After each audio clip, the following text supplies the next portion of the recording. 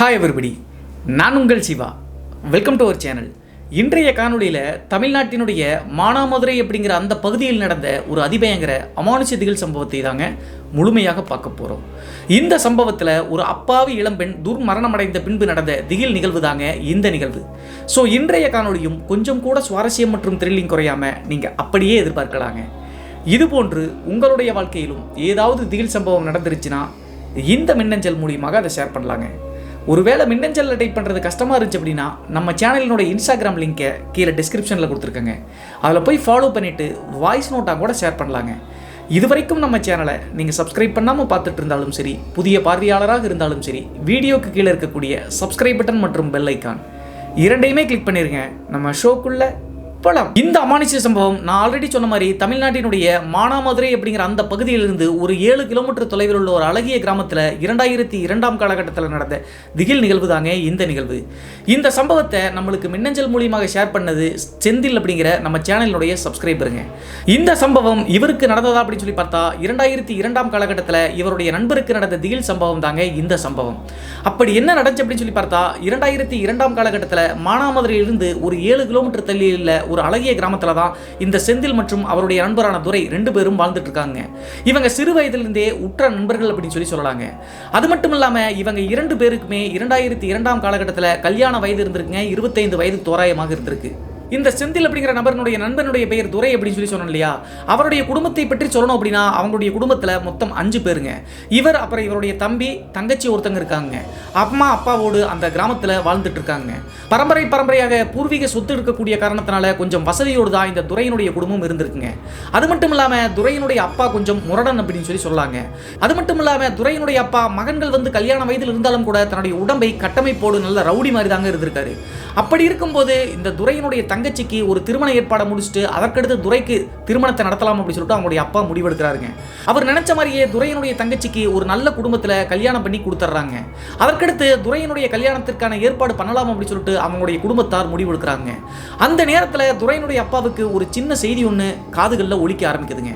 அது என்ன அப்படின்னு சொல்லி பார்த்தா மூத்த மகனான துரை அப்படிங்கிறவர் அந்த கிராமத்தில் இருக்கக்கூடிய மனிதர்களால் சொல்லப்படும் இந்த ஜாதி அப்படின்னு சொல்லிட்டு ஒரு வன்மம் இருக்கு இல்லையா, அதில் இருக்கக்கூடிய கீழ் ஜாதி அப்படின்னு சொல்லக்கூடிய ஒரு பெண்ணை வந்து காதலிச்சிட்டு இருந்திருக்காரு அப்படின்னு சொல்லிட்டு இவங்களுடைய அப்பாவுக்கு தகவல் வருதுங்க. என்னை பொறுத்தளவு ஜாதி அப்படிங்கிற இந்த வார்த்தையை கூட பயன்படுத்துவது தவறு அப்படின்னு சொல்லிட்டு நினைப்பேங்க. அறவே இந்த சாக்கடையை நீக்கணும் அப்படிங்கிறதுல உறுதியாக இருக்குங்க. அப்படி இருந்தாலும் கூட இந்த வீடியோக்காக அந்த கீழ் ஜாதி மேல் ஜாதி அப்படின்னு சொல்லிட்டு மனிதர்களால் சொல்லப்படக்கூடிய அந்த வார்த்தையை பயன்படுத்துவதற்காக மன்னிச்சிருங்க. இந்த தகவல் துரையினுடைய அப்பாவுக்கு வந்த உடனே துரையை கண்டிக்க ஆரம்பிக்கிறாருங்க. ஆனால் துரை அதையெல்லாம் கண்டுக்கவே இல்லைங்க. கிட்டத்தட்ட 6 வருடங்களாக அந்த பெண்ணை காதலிச்ச காரணத்தினால காதலை விட்டு கொடுக்கவே முடியலைங்க. அதோடு சேர்த்து அந்த பெண்ணுக்கு சிறு வயதில் இருக்கும்போதே அப்பா அம்மா ஒரு விபத்தில் இறந்து போயிடுறாங்க. சித்தியினுடைய அரவணைப்பில் தான் அந்த பெண் வளர்ந்த காரணத்தினால அதையெல்லாம் பார்த்து அந்த பெண்ணை ரொம்ப லவ் பண்ண ஆரம்பிச்சாருங்க இந்த துரை அப்படிங்கிறவர். அதற்கடுத்து துரையை கண்டிச்சு இதற்கு மேலே ஒரு பெண்ணை கல்யாணம் பண்ணி வச்சிடலாம், இல்லை அப்படின்னா அந்த பெண்ணுக்கான கல்யாணம் பண்ணிட்டு அப்படின்னா ஊரில் தலையெடுத்து பார்க்க முடியாது அப்படின்னு சொல்லிட்டு அவங்களுடைய அப்பா ஒரு பெண்ணை அவசரமாக பார்த்து துரை ஏற்பாடு பண்றாருங்க, சொந்தக்கார பெண்ணை. இதையெல்லாம் தெரிஞ்சுக்கிட்ட துரை என்ன பண்றாரு அப்படின்னா இதற்கு மேல நம்ம வீட்டில் இருந்தோம் அப்படின்னா இந்த பெண்ணை இழந்துருவோம் அப்படின்னு சொல்லிட்டு அந்த காதலிச்ச பெண்ணை கூப்பிட்டு வெளியூருக்கு ஓட்டம் பிடிச்சு போயிடுறாருங்க, வாழ்க்கையை நடத்தலாம் அப்படின்னு சொல்லிட்டு. இந்த நிகழ்வு நடந்த காரணத்தினால துரையினுடைய அப்பா அந்த கிராமத்தில் மறுபடியும் ஏறெடுத்தும் கூட பார்க்க முடியல அப்படின்னு சொல்லிட்டு சொல்லப்படுகிறதுங்க. என்ன காரணம் அப்படின்னா அவங்களுடைய உற்றார் உறவினர்கள் பங்காளிகள் எல்லாமே உன்னுடைய மருமகள் வந்து கீழ்ஜாதி பெண்ணாமே அப்படின்னு சொல்லிட்டு குலதெய்வ கோவிலுக்கு கூட யாரையுமே அலோவ் பண்ணலீங்க, குடும்பத்தார் யாரையுமே. இதையெல்லாம் பகையாக நினைச்சிட்டு இருந்த அவங்களுடைய அப்பா எப்படியாவது சிக்கினாங்க அப்படின்னா அவங்கள கொன்னே போட்டணும் அப்படின்னு சொல்லிட்டு முடிவெடுத்து அவங்கள தேட ஆரம்பிச்சாருங்க. எவ்வளவு தேடியும் கூட கிட்டத்தட்ட 2 மாத காலகட்டம் ஓடிப்போன துரையும் அவங்களுடைய மனைவியும் கண்டுபிடிக்கவே முடியலைங்க. இந்த சமயத்தில் தான் 2 மாத காலகட்டம் கழிச்சு துரை அப்படிங்கிற ஒரு அவங்களுடைய அம்மாவுக்கு ஒரு லெட்டர் ஒன்று எழுதி போடுறாருங்க. அந்த லெட்டரில் என்ன எழுதி போடுறாரு அப்படின்னு சொல்லி பார்த்தா உங்களை தவிர எனக்கு வேற யார் இருக்கு, இவளை கல்யாணம் பண்ணது பண்ணிட்டேன், எங்க 2 பேர்த்தையும் நீங்க சேர்த்துக்குங்க அப்படின்னு சொல்லிட்டு அந்த லெட்டர் ஒன்று எழுதி போடுறாருங்க. அந்த கடிதத்தை பார்த்து அவங்களுடைய அம்மாவுக்கு மனசு வந்து இலகி போயிருச்சுங்க. தன்னுடைய பெற்ற மகன் இவ்வளவு பாடுபடுறானே போய் சொல்லிட்டு நீ தைரியமா ஊருக்குள்ள வாடா, இங்க வந்து நீ சந்தோஷமா வாழு, உன்னுடைய அப்பாவும் தம்பியும் நான் பார்த்துக்கிறேன் அப்படின்னு சொல்லிட்டு அவங்களுடைய அம்மா பதில் கடிதம் போடுறாங்க. அதற்கடுத்து தன்னுடைய அம்மாவே சொல்லிட்டாங்களே அப்படின்னு சொல்லிட்டு தைரியத்தோடு தன்னுடைய ஆசை காதலியான மனைவியை கூப்பிட்டு 2 மாத காலகட்டம் கழிச்சு அந்த கிராமத்துக்கு வந்து சேர்றாங்க. கிராமத்துக்கு வந்து அவங்களுடைய அப்பாவும் தம்பியும் வந்து அவங்கள பார்க்குறாங்க. கோபம் இருந்தாலும் கூட வீட்டுக்கு மட்டும்தான் அலோவ் பண்ணல. எங்கேயாவது போய் பொழைச்சிக்கடா, எங்கள் வீட்டுக்கு வரக்கூடாது அப்படின்னு சொல்லிட்டு அப்போதும் ஆவேசமாக தாங்க இருந்திருக்காங்க. அந்த சமயத்தில் துரையனுடைய அம்மா அவங்க இருக்கக்கூடிய தெருவை தள்ளி ஒரு 2-3 தெருக்கள் தள்ளி ஒரு வீட்டை வாடகை வீட்டை ஏற்பாடு பண்ணி துரை மற்றும் அவங்களுடைய மனைவிக்காக கொடுக்குறாங்க. அந்த வீட்டிலேயே இருந்து துரை தன்னுடைய மனைவியை கூலி வேலை செஞ்சு காப்பாற்றிட்டு இருந்திருக்காருங்க. இந்த துரை அப்படிங்கிற ஒரு 10ஆம் வகுப்புக்கு மேலே படிக்கலிங்க. ஆனால் இந்த மின்னஞ்சல் என்ன செந்தில் அப்படிங்கிறவர் அந்த சமயத்திலேயே கல்லூரி எல்லாம் முடிச்சிருந்திருக்காருங்க. அப்போது துரை 10ஆம் வகுப்பு தான் படிச்சிருக்கக்கூடிய காரணத்தினால வீட்டை வழிநடத்தும் அளவுக்கு பணம் வந்து அவருக்கு கிடைக்கலிங்க, வேலையும் கிடைக்கல. அந்த சமயத்தில் தான் அங்கிருந்து ஒரு 10 கிலோமீட்டர் தொலைவில் உள்ள ஒரு காய்கறி சந்தையை போய் பார்க்குறாருங்க. அங்கே இருக்கக்கூடிய ஒரு முதலாளியை பார்த்து லோடு ஏற்றக்கூடிய வேலையை கேட்குறாருங்க. அந்த முதலாளியும் சந்தைக்கு வரக்கூடிய லோடுகளை இரவு பகலாக ஏற்றி கொடுக்கணும் அப்படின்னு சொல்லிட்டு கூலி வேலைக்காக துரையை அமர்த்திக்கிறாங்க வேலைக்காக. மார்க்கெட்டில் கூலி வேலை செஞ்சாலும் அதில் வரக்கூடிய பணத்தை வச்சு தன்னுடைய மனைவியை நல்லா சந்தோஷமாக தாங்க இந்த துரை அப்படிங்கிறவர் பார்த்துட்டு இருந்திருக்காரு. இந்த சமயத்தில் தான் கரெக்டாக அந்த கிராமத்துக்கு வந்து 1 மாத காலகட்டத்தில் ஒரு நாள் லோடுக்கு போயிட்டு வந்த துரை அவங்களுடைய மனைவியை பார்த்து ஏதோ தப்பாக இருக்குது அப்படின்னு சொல்லிட்டு ஃபீல் பண்ணுறாருங்க. என்ன நடந்துச்சு அப்படின்னு சொல்லி பார்த்தா, இந்த துரை அப்படிங்கிற ஒரு காய்கறி மார்க்கெட்டில் வேலை செய்யக்கூடிய காரணத்தினால இந்த காய்கறிகள் எல்லாம் இரவு நேரம் தான் லோடில் வந்து இறக்குவாங்க. ஸோ மாலை 6 மணிக்கு வீட்டிலிருந்து கிளம்புறாரு அப்படின்னா அடுத்த நாள் காலையில் 6 மணிக்கு தான் வருவாருங்க. பகல் முழுவதும் வீட்டில் இருப்பாருங்க, இரவு நேரம் போயிடுவார். அந்த மாதிரி டியூட்டி தான் அவருக்கு அமைஞ்சிருக்கு. அந்த சமயத்தில் 1 மாத காலகட்டம் கழிச்சு சந்தையிலிருந்து திரும்பி வந்து வரும்போது அவங்களுடைய மனைவி சோகமாகவே இருந்திருக்காங்க. இந்த துரையனுடைய மனைவியினுடைய பேர் கண்மணிங்க. கண்மணி என்ன சோகமாக இருக்கு அப்படின்னு சொல்லி கேட்கும்போது அவங்களுடைய மனைவி எந்தவித பதிலும் சொல்லிங்க. இதே மாதிரி கிட்டத்தட்ட 4 நாட்கள் சந்தைக்கு போயிட்டு திரும்பி வரும்போதெல்லாம் தன்னுடைய மனைவி சோகமாகவே இருந்திருக்காங்க. அப்போது துரை என்ன நினைச்சிட்டாரு அப்படின்னு சொல்லி பார்த்தா, தனிமையா இருக்கக்கூடிய காரணத்தினால இப்படி ஃபீல் பண்றாளுக்கு அப்படின்னு சொல்லிட்டு அதை பெரிதுபடுத்தாம விட்டாருங்க. அதற்கடுத்து 4 நாள் கழிச்சு 5ஆவது நாள் மாலை சந்தைக்கு போயிட்டு அடுத்த நாள் காலையில் வீட்டுக்கு வரும்போது இந்த வீட்டில் இருக்கக்கூடிய அந்த விட்டம் அப்படி சொல்லுவாங்க, அதுல தூக்கு மாட்டி அந்த கண்மணி அப்படிங்கிற பெண் துடிதுடிச்சு இறந்து போயிருக்காங்க, தற்கொலை பண்ணிக்கிட்டாங்க. அதற்கடுத்து அந்த சடலத்தை பார்த்து கதறி அழுதுருக்காருங்க துரை அப்படிங்கிறவர். தன்னுடைய குடும்பத்தை எல்லாம் எதிர்த்து உனக்காகவே வாழ்ந்தனே, நீ ஏன் இப்படி பண்ணு அப்படின்னு சொல்லிட்டு துரைக்கு ஒண்ணுமே புரியலிங்க. அதே நேரத்தில் இந்த தகவல் காவல்துறைக்கும் போன உடனே காவல்துறையும் வந்து விசாரிக்க ஆரம்பிக்கிறாங்க. அக்கம் பக்கத்தினர் எல்லாமே இவங்களுடைய குடும்பத்தை பற்றி விலாவரியா சொல்ல ஆரம்பிக்கிறாங்க. இவங்க இருவருமே வெவ்வேறு சமூகத்தை சேர்ந்த நபர்கள், குடும்பத்தில் யாருமே இவங்களை வந்து சேர்த்திக்கல. அதற்கடுத்து வந்து 2 மாத காலகட்டம் கழிச்சு இங்க வந்து இருந்தாங்க, சந்தோஷமாக வந்து இருந்தாங்க. அதற்கடுத்து என்ன நடந்துச்சு அப்படின்னு சொல்லிட்டு தெரியல அப்படின்னு சொல்லிட்டு அக்கம் பக்கத்தினர் தகவலாக இப்படி கொடுக்குறாங்க. அதற்கடுத்து துரைகிட்டையும் காவல்துறை விசாரிக்கும் போது ஒரு 4-5 நாட்களாக தன்னுடைய மனைவி வந்து சோகமாகவே இருந்தா. ஆனா நான் அப்போதெல்லாம் என்ன நினைச்சிட்டேன், தனிமையா இருக்கக்கூடிய காரணத்தினால இப்படி ஃபீல் பண்றாளாட்டிருக்கு, போக போக சரியாயிரு அப்படின்னு சொல்லிட்டு விட்டுட்டு அப்படின்னு சொல்லிட்டு பயங்கரமா அழுகிறாருங்க. அந்த சமயத்தில் காவல்துறை எல்லாத்தையும் விசாரிச்சு பார்த்துட்டு ஒரு முக்கியமான விஷயத்துக்கு முடிவுக்கு வர்றாங்க. என்ன முடிவு அப்படின்னு சொல்லி பார்த்தா, கண்டிப்பா இது குடும்ப பிரச்சனையாக தான் இருக்கக்கூடும். ஏன் அப்படின்னா அந்த பெண்மணி தற்கொலை தான் பண்ணியிருக்காங்க. ஸோ அதற்கடுத்து அதை காவல்துறை பெரிதுபடுத்தாம அப்படியே விட்டுட்டாங்க. இவங்களுடைய ஊரை பொறுத்தளவு இயற்கை மரணம் அடைஞ்ச சடலத்தை மட்டும் தாங்க அடக்கம் பண்ணுவாங்க. அதற்கடுத்து மற்ற விபத்து மூலியமாக அகால மரணம் அடைஞ்சாங்க அப்படின்னா கண்டிப்பா எரியூட்டி சுடுகாட்டில் வந்து பார்த்தீங்கன்னா விறக வச்சு எரிச்சிருவாங்க. கண்மணியினுடைய சடலத்தை சுடுகாட்டுக்கு எடுத்துட்டு போறதுக்கே மாலை 6 மணி ஆயிடுச்சுங்க. காவல்துறையினுடைய ஃபார்மாலிட்டி எல்லாம் முடிச்சு எடுத்துட்டு போறதுக்கு நேரம் ஆயிடுச்சு. அதற்கடுத்து எரியூட்டி முடிச்ச உடனே ஒரு அரை மணி நேரத்தில் செந்தில் அப்படிங்கிற துரையினுடைய நண்பர் வந்து சமாதானப்படுத்தி வீட்டுக்கு கூட்டு வந்திருக்காருங்க. ஆனா சுடுகாட்டிலேயே அங்க இருக்கக்கூடிய அந்த சுடுகாட்டில் வேலை செய்யக்கூடிய ஒரு நபருக்கு ஒரு பயங்கரமான நிகழ்வு அப்போதே நடக்குதுங்க. என்ன நடந்துச்சு அப்படின்னு சொல்லி பார்த்தா, அந்த சுடுகாட்டில் வேலை செய்யக்கூடிய அந்த விறகு வச்சு எரிச்சிட்டு இருக்கக்கூடிய நபர் வந்து இரவு 8 மணி தோராயம் வரைக்கும் அந்த கண்மணியினுடைய சடலத்தை எரிச்சுக்கிட்டே இருக்காருங்க. ஒரு சடலம் முழுமையாக எரிந்து முடிவதற்கு 3 to 4 மணி நேரம் ஆகுங்க. அந்த காரணத்தினால தான் கண்மணியினுடைய சடலத்தை 6 மணிக்கு பத்த வச்சு 7 மணி வரைக்கும் 7:30 மணி வரைக்கும் அந்த சுடுகாட்டிலேயே வேலை செய்யக்கூடிய நபர் விறக போட்டுக்கிட்டே இருக்காருங்க. அப்போது அந்த சுடுகாட்டில் வேலை செய்யக்கூடிய நபருக்கு ஒரு 6 வயது பெண் குழந்தைங்க. அந்த பெண் குழந்தையும் அவங்களுடைய அப்பாவும் தான் அந்த சுடுகாட்டில் இருக்காங்க. இதை கேட்ட உடனே நம்ம எல்லாத்துக்குமே ஒரு கேள்வி வருங்க, 6 வயது குழந்தையை சுடுகாட்டில் வச்சிருப்பாங்களா அப்படின்னு சொல்லி பார்த்தா நம்மளுக்கு தான் அது சுடுகாடுங்க. ஆனால் அங்கே வேலை செய்யக்கூடிய நபர்களுக்கு அது குடும்பம் மாதிரிங்க, அதெல்லாம் சாதாரணமாக இருக்கும். அந்த காரணத்தினால தான் அந்த 6 வயது குழந்தையை தன்னுடைய மகளை கூட்டு வந்து அந்த சுடுகாட்டில் வேலை செய்யக்கூடிய நபர் அந்த பிணத்தை எரிச்சிட்டு இருக்காருங்க. அது மட்டும் இல்லாமல் அந்த 6 வயது குழந்தை அன்றைய நாள் அவங்களுடைய அப்பாவுக்கு சுடுகாட்டுக்கு வந்த காரணம் என்ன அப்படின்னு சொல்லி பார்த்தா, அவங்களுடைய அம்மாவுக்கு உடம்பு சரியில்லாமல் அரசு மருத்துவமனையில் போய் காய்ச்சல் காரணத்தினால அட்மிட் பண்ணியிருக்காங்க. அரசு மருத்துவமனையில் அந்த குழந்தைகளை இங்கே வைக்கக்கூடாது அப்படின்னு சொல்லி சொன்ன காரணத்தினால தான் வேற வழியே இல்லாமல் இன்றைய நாள் வந்து பிணம் வேற வந்திருக்கு அப்படின்னு சொல்லிட்டு தன்னுடைய மகளையும் கூப்பிட்டு தான் சுடுகாட்டில் வேலை செய்யக்கூடிய நபர் அந்த பிணத்தை எரிச்சிட்டு இருக்காருங்க. அப்போது இரவு 8 மணி ஆகும்போது அந்த கண்மணியினுடைய சடலம் 75%, அதாவது 3/4 எரிஞ்சிருச்சுங்க. அதற்கடுத்து நாற்றம் கொஞ்சம் அதிகமாக இருக்கக்கூடிய காரணத்தினால தன்னுடைய குழந்தையை கூப்பிட்டு கொஞ்சம் டிஸ்டன்ஸ்ல போய் உட்கார்ந்து விளையாண்டுட்டு இருக்காருங்க அவங்களுடைய குழந்தையோடு.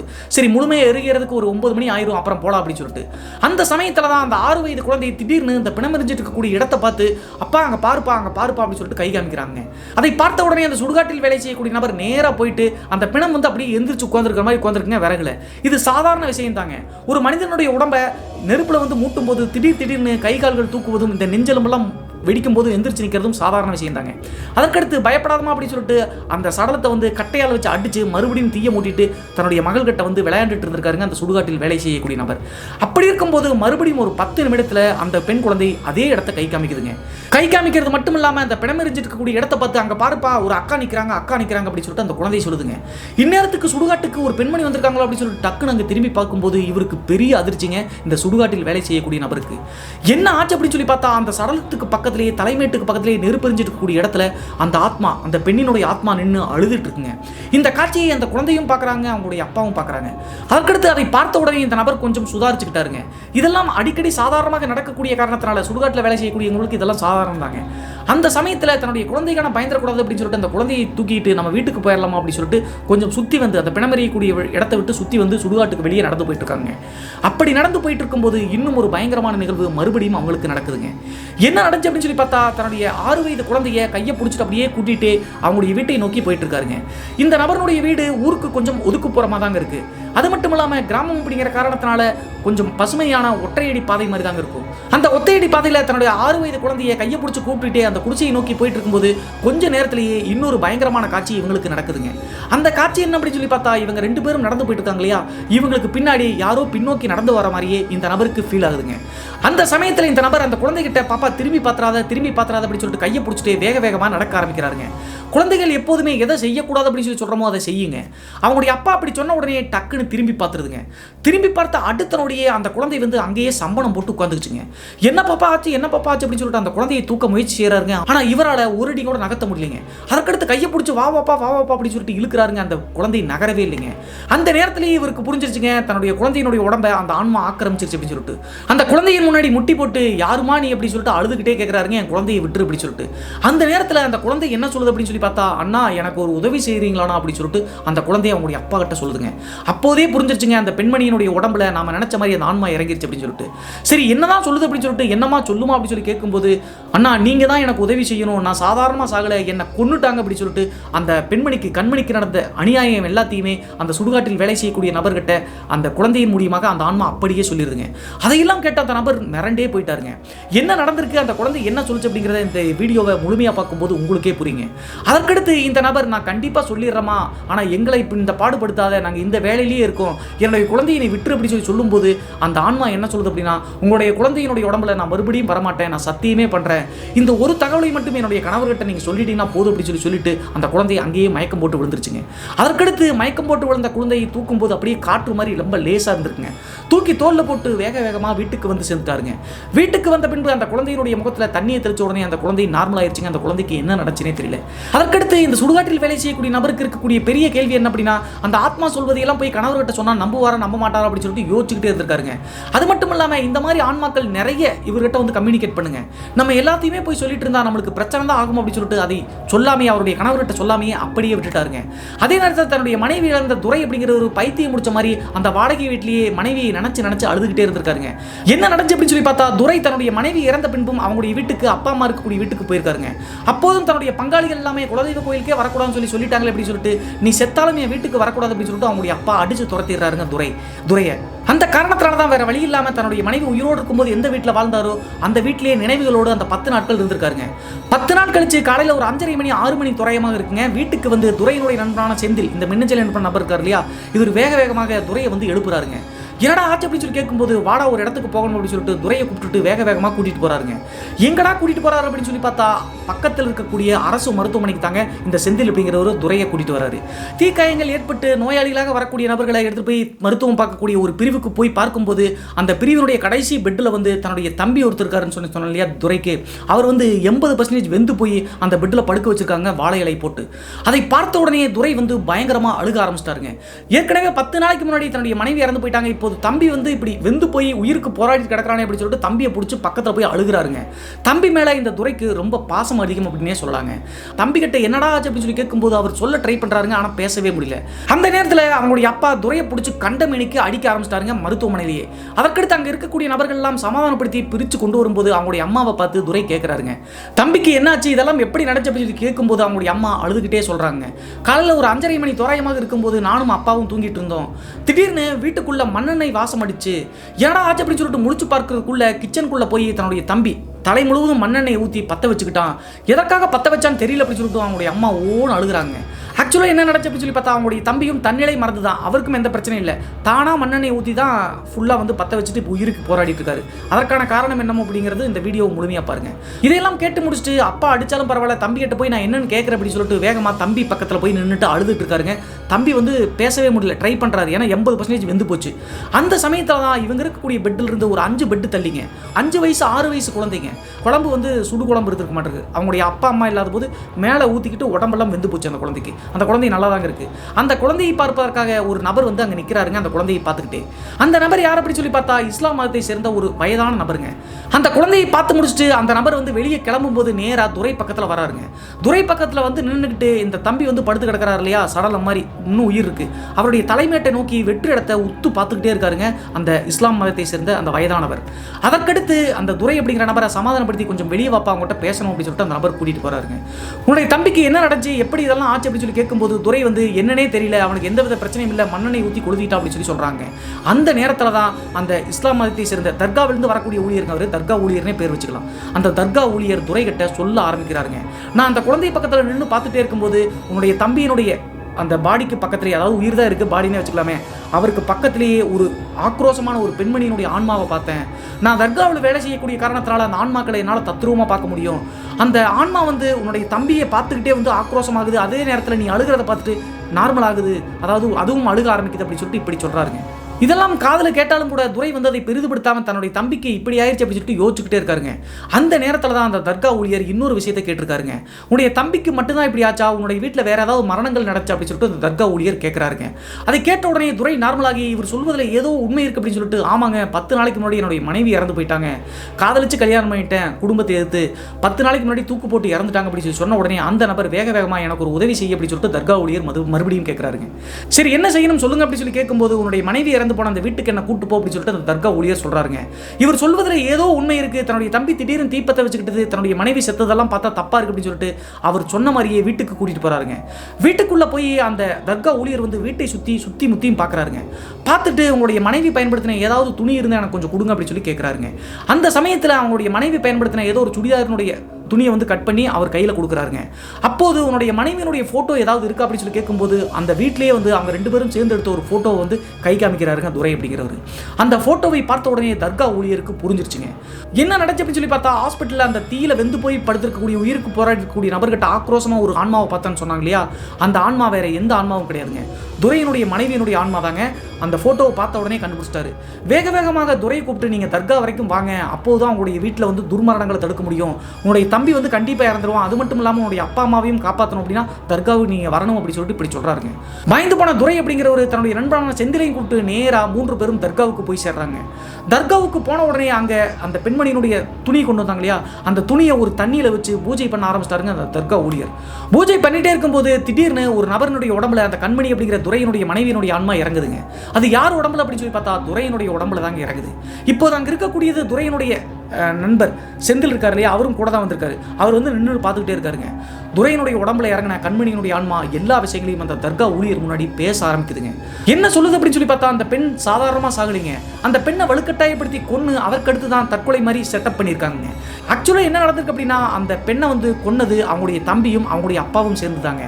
அது மட்டும் இல்லாமல் கடைசியாக சாவதற்கு ஒரு 4 நாளுக்கு முன்னாடி சோகமாகவே அந்த பெண் இருந்தாங்க இல்லையா, அதற்கான காரணம் என்ன அப்படின்னு சொல்லி பார்த்தா, துரையினுடைய அப்பா அவங்களுடைய தம்பி கிட்ட அந்த பெண்ணை போய் மிரட்டி இந்த சமுதாயத்தை விட்டு ஊரை விட்டு ஓடிடணும் அப்படின்னு சொல்லிட்டு மிரட்ட சொல்லியிருக்காருங்க.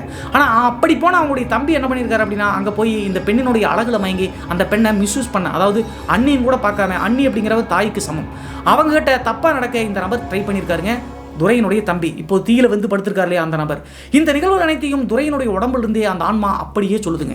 அந்த நேரத்தில் அந்த தர்கா ஊழியர் இதையே உன் கணவர்கிட்ட உயிரோடு இருக்கும்போது சொல்லு அப்படின்னு சொல்லி கேட்கும்போது, என்னால் தான் அவர் தன்னுடைய குடும்பத்தையெல்லாம் விட்டு எனக்காக வந்தார், மறுபடியும் ஏதாவது சொல்லி குடும்பத்தில் பிரச்சனை வந்து பிரிய வேண்டாம் அப்படின்னு சொல்லுதான், இதை நானே பார்த்துக்கலாம் அப்படின்னு சொல்லிட்டு நினச்சி தான் இருந்தேன், ஆனால் அதற்கடுத்து நடந்த விஷயம் தான் எனக்கு அநியாயம் அப்படின்னு சொல்லிட்டு அந்த ஆன்மா சொல்ல ஆரம்பிச்சுங்க.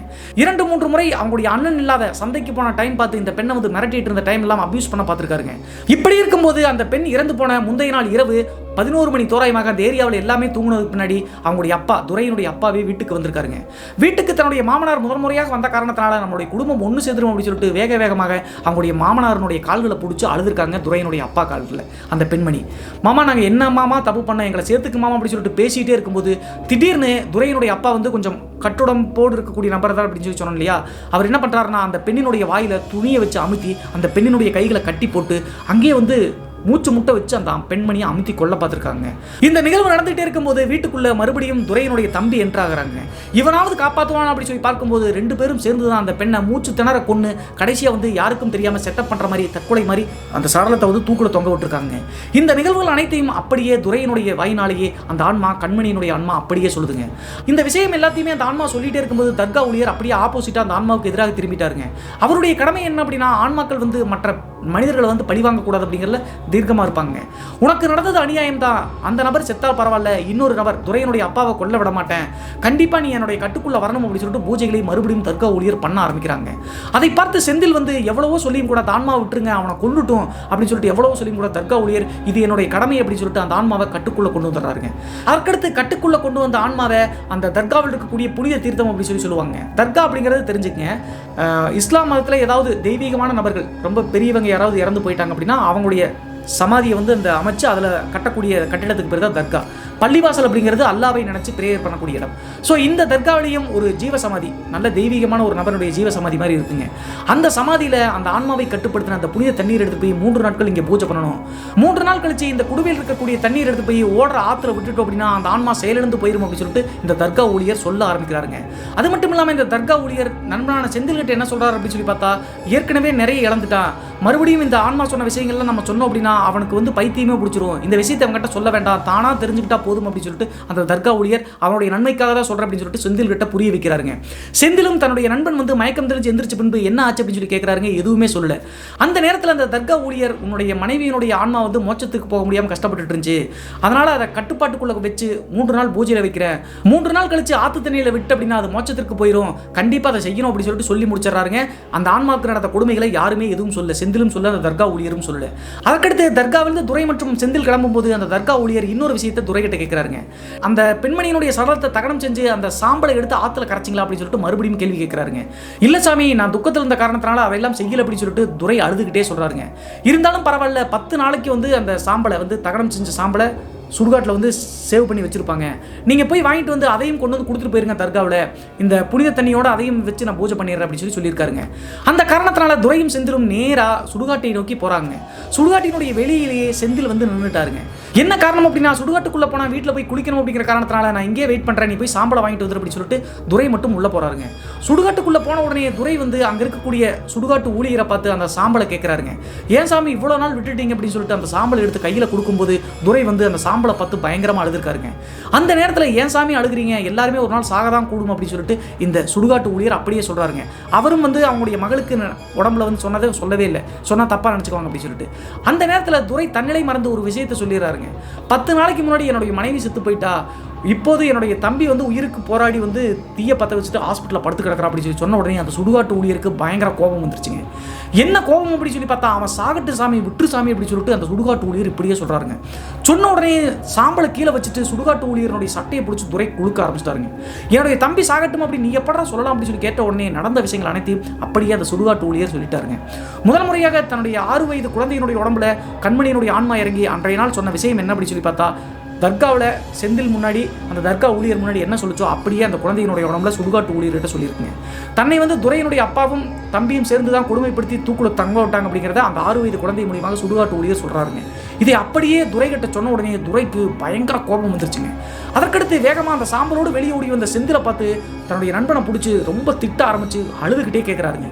தர்காவில் என்ன நடந்துச்சுன்னு சொல்கிறா அப்படின்னு சொல்லி கேட்கும்போது எல்லா விஷயங்களையும் செந்திலும் இனிமேல் மறைக்கக்கூடாது அப்படின்னு சொல்லிட்டு அப்படியே சொல்லிட்டாருங்க. உன்னுடைய மனைவி சாதாரணமாக சாகலடா, 1 வார காலகட்டமாக பாலியல் தொந்தரவு கொடுத்துருக்கான் உன்னோட தம்பி. அதற்கடுத்து வந்து கடைசி சாவறதுக்கு முன்னாடி நாள் வந்து உன்னுடைய அப்பா போய் தான் கொன்று வாயில் பொத்தி துணியை பொத்தி அடிச்சு கொண்டு மேலே தூக்கியிருக்காங்க அப்படி சொல்லிட்டு எல்லா விஷயங்களும் அப்படியே சொல்லிட்டாருங்க. இதை கேட்ட உடனே ஆவேசத்தோடு துரை அப்படிங்கிறவர் நேராக ஹாஸ்பிட்டல் போகிறாருங்க. அவங்களுடைய அப்பா ஒரு வழி பண்ணிடுறோம் அப்படின்னு சொல்லிட்டு அங்கே போய் உள்ளே போகும்போதே அவங்களுடைய அம்மா கட்டி பிடிச்சி அழுகுறாங்க. என்ன நடந்துச்சு அப்படின்னு சொல்லி பார்த்தா உயிருக்கு போராடி இருந்த அவங்களுடைய தம்பி இறந்துட்டாருங்க. ஒரு துளி கண்ணீர் கூட துரைக்கு வரவே இல்லைங்க. அவன் செஞ்ச பாவம் அப்படி.